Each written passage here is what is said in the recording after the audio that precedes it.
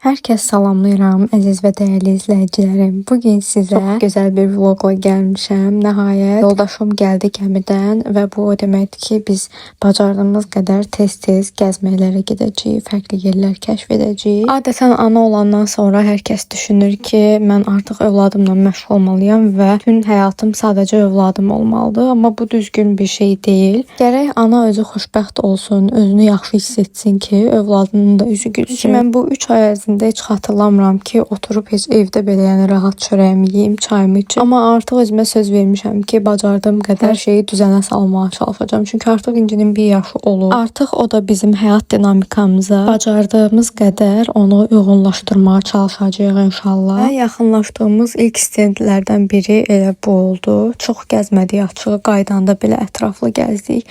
Çünki nə yalan deyim, həm ac idik, həm də susuz. Əvvəlcə özümüzə boş bir masa tapdıq və İncinin çantasını qoyduq həmin stola. Daha sonra da İncinin peçenyasını verdim əlinə ki, sakitləşsin. İlk əvvəl ponçik stendinə yaxınlaşdıq. Daha sonra isə orada kofe olmadığını bizə bildirdilər və bura yaxınlaşdıq. Həm kofeni çox bəyəndik, həm də bizə verilən bu 3 ədəd ponçiki. Kimdir?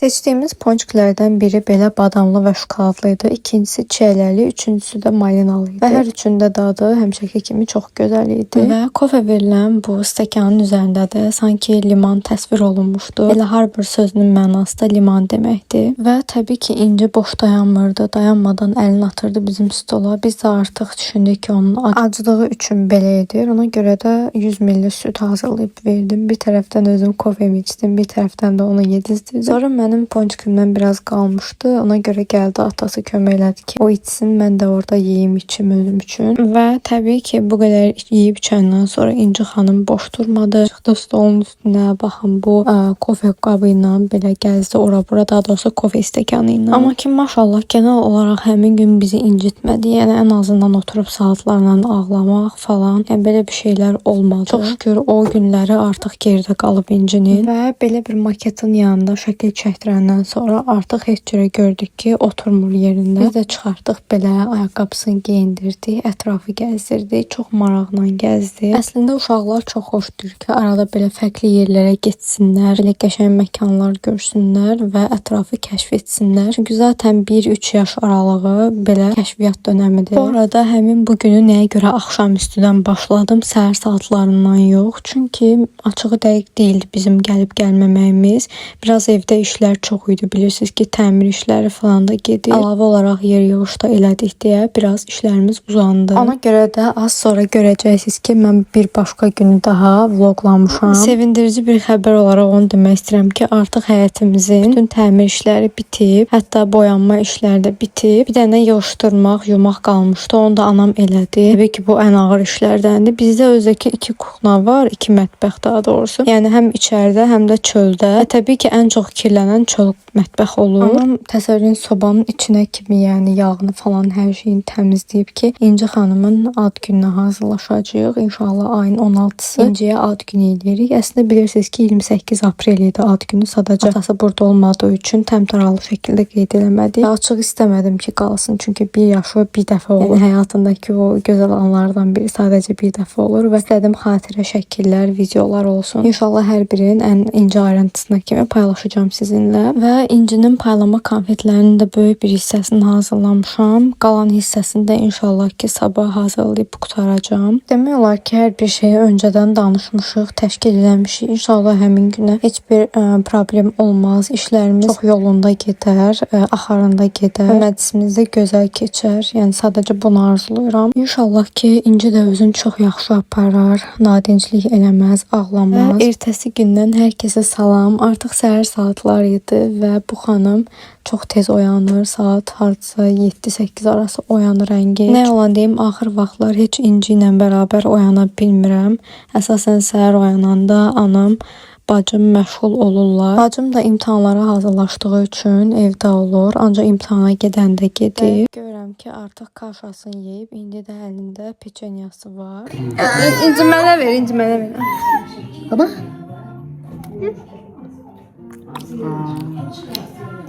İnci. İndi atıyor da.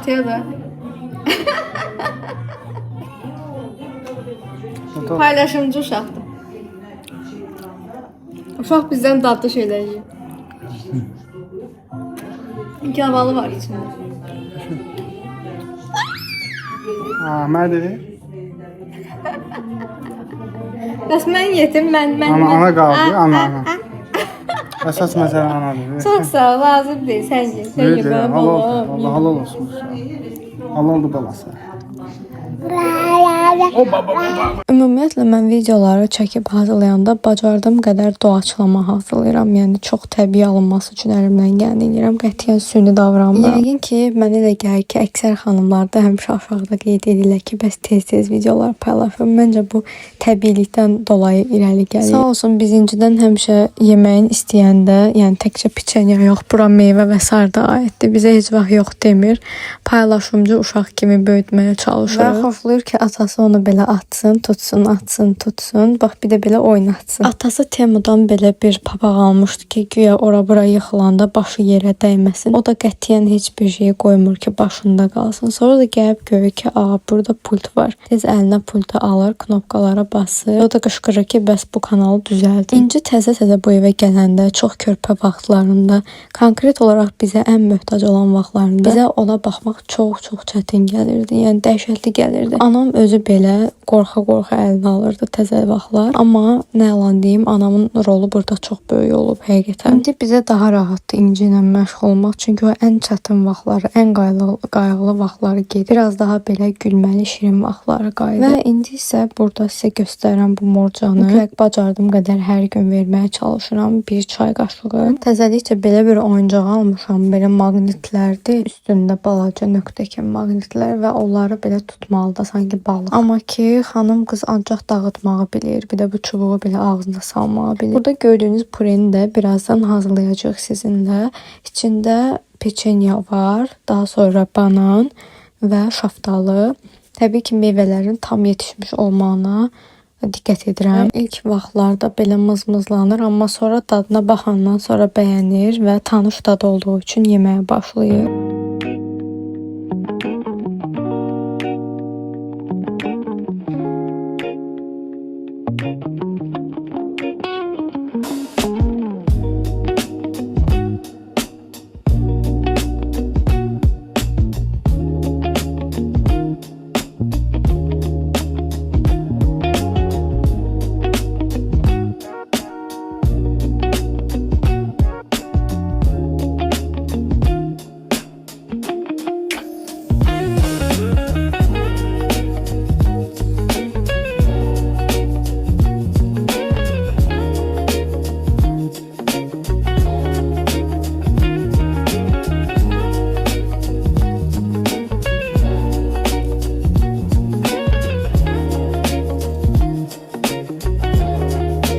Və budur, burada gördüyünüz məhsullardan qəşəng püre hazırlayacaq. Üstəlik bu dəfə daha böyük bir porsiya olacaq. 3 dənə 90 qramlıq qablara yerləşdirəcəm.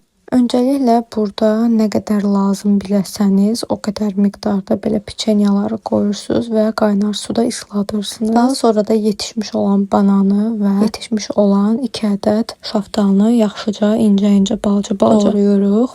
Qoyuruq bir kənara və yanımızda mütləq blender olsun. Əslində çox güclü bir blender almamışam, amma həqiqətən işimə çox yaradı. Çox da uyğun bir qiymət almışdım. Səhv etmirəmsə 18-20 manat arası idi. Üzərinə biraz da qaynar su əlavə edib başlayıram blenderda qəşəng bunları əzməyə və burada gördüyünüz bu homogen kıvama gətirənə qədər əzirəm. Daha sonra da 3 ədəd 90 qramlıq bu qablara yerləşdirirəm.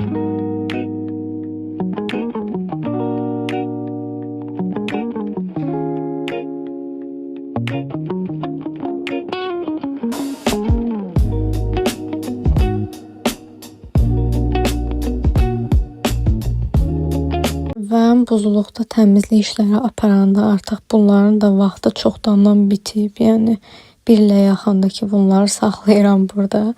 Sadəcə göstərmək istədim. Bunlar sağdığım son südlər idi qızım üçün. Və zaten sonra gərək olmadı simisə keçdiyimizə görə. Həmişə gün orta saatlarında da nənələr İnci ilə başlayırlar belə oynamağa. Bu arada atası bilir ki, onsuz da qızı özünə oxşuyur. Biraz da saçım belə yığır ki, lap çox özünə oxşasın da. Bu arada qeyd etmək istəyirəm ki, onu çəkməyi unutmuşam, amma püredən əvvəl zaten İnci kartof və kotlet yemişdi. İndi də südünü içir. Və artıq onu yolladıq yatmağa. Oyananda isə yavaş-yavaş hiss edirdim ki, acmağa başlayıb. Baxın, burada belə mızmızdanır. Əlinə peçenya verdim ki, biraz sakitləşsin, həm də oyalansın.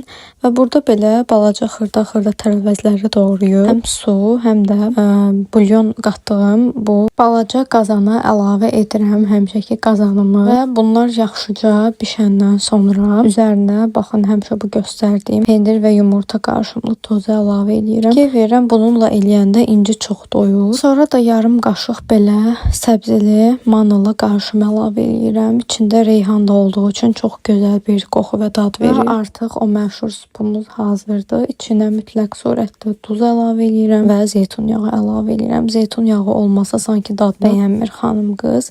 Görürsünüz də necə həvəslənir. Və həmin o ilk qaşıq. Ümumiyyətlə mən bacardığım qədər çalışıram ki, hər gün İnciyə bir dəfə də olsun sup verim menyuda. Əsasən də belə köklü, kartoflu suplar eləyirəm. Və zeytun yağını da ona görə mütləq surətdə əlavə eləyirəm ki, həm həzmi yaxşı getsin, həm də ki, bilirsiniz də, kökün tərkibindəki A vitamini yaxşı sorulsun. Təbii ki, mən bu məlumatları daha öncə elə də yaxşı bilmirdim. İnci olandan sonra çox araşdırmalar apardım. Bilmirdim açığı ona ilk zamanlar nə yedizdirim. Çünki istəyirdim fərqli dadda nələrsə yesin. Və araşdıranda öyrəndim ki, bu bəslənmə sistemi tam olaraq pediatrların ən ideal gördüyü bəslənmə sistemidir. Və boya işlərini çox yaxşı bacardığı üçün həyatın bir çox hissələrinin boya məsələsi uğur həll elədi. Sonra da belə balaca heykəllərimiz var idi və bunlar da boyadı. İnci də çox belə maraqla baxır və istədim sizə koftamı da göstərim. Elə təzə gəlmişdi. Gələn kimi də geyindim. Maşallah olsun, qızım bir qab şorbanı bitirdi. Və koftamın üstündəki o heyvanın adı kapibara idi. Üzərində də yazılmışdı. Bilirsiniz ki, Şamaxıda təzə açılıb kapibara ferması. Açığı getməyi çox istəyirəm. Görək indi necə olacaq, planlar necə irəliləyəcək. İstəyirəm ki, keçən yay eləyə bilmədiyim bir çox şeyi bu yaya sığdırım. Bacardığım qədər İnci ilə birlikdə gəzək, hər yeri kəşf eləyək. Onsuz da o da elə istəyir. Yəni bizimlə birgə bizim etdiyimiz hər bir şeyi o da eləmək istəyir. Baxın, burada İnci məni necə aldadır. Təzədən gedir atasının qucağına. Ümumiyyətlə normalda körpə vaxtı atası gəlib gedəndə qətiyyən öyrəşə bilmirdi. Hətta deyərdim ki, yuxu sistemi belə pozulurdu. İndi isə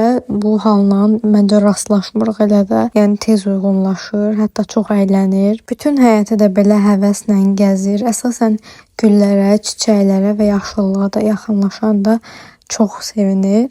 İndi isə İnciyə çay hazırlayıram. Bu dəfə bu qırmızı çaydan eləyəcəm, itburnu çayı. Çayın özündən çox əlavə etmirəm. Əsasən suyunu bol edirəm. Havalar isindikcə və qatı qida qəbulu çoxaldıqca mütləq su lazımdır uşağa. Bu oyunu gündə 3-4 dəfə İnciyə göstərirəm. Ən azından görsün və görərək öyrənsin istəyirəm. Yavaş-yavaş özü də cəhd edəcək bilirəm ki. Və belə təzə aldığım meyvə taxtasında göstərmək istədim sizə. Bilirəm bunları yığışdırmaq çox çətindir, amma demək olar, səbirli olmaq lazımdır. Hal-hazırda İnci kəşfiyyat dönəmindədir. Bacardığım qədər istəyirəm ki, rəngləri, meyvələri, balıqları və s. ona öyrədim. Baxmayaraq ki, bizim evdə uşaq var. Həqiqətən evimiz son dərəcə səliqəli olur. Mən fikir vermişəm. Bacardığımız qədər səliqə səhmana fikir verməyə çalışırıq. İnci yatan kimi hər dəfə çalışırıq ki, ətrafdakı oyuncaqları yığışdıraq.